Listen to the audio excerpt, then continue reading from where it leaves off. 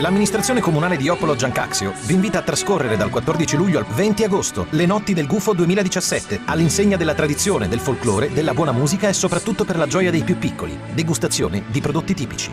14 luglio, ballo in piazza. 15 luglio, saggio spettacolo di danza. 16 luglio, gruppo Medea, animazione musicale. 21 luglio, commedia teatrale Cooper di Vinci. 22 luglio, concerto bandistico. 23 luglio, intrattenimento musicale con Ugo Adamo. 28 luglio, raduno bandistico. 30 luglio, la corrida, tradizionale appuntamento di dilettanti allo sbaraglio. 1 agosto, la commedia Prestami a Tomuglieri. 3 agosto, I Camurria, animazione musicale. 4, 5, 6 agosto, Sagra del Melone Giallo. 4 agosto, apertura spazi espositivi.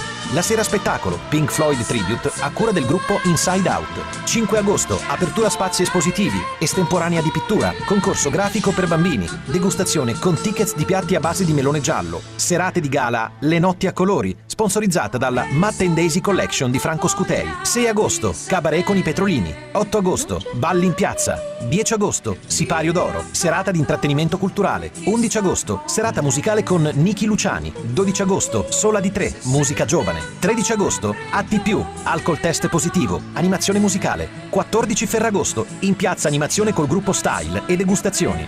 19 agosto, serata musicale, tributo a Battisti. 20 agosto, processo all'articolo 4, opera musico-teatrale, Le Notti del Gufo, per un'estate tutta da scoprire, sera dopo sera, a Joppolo Giancaxio.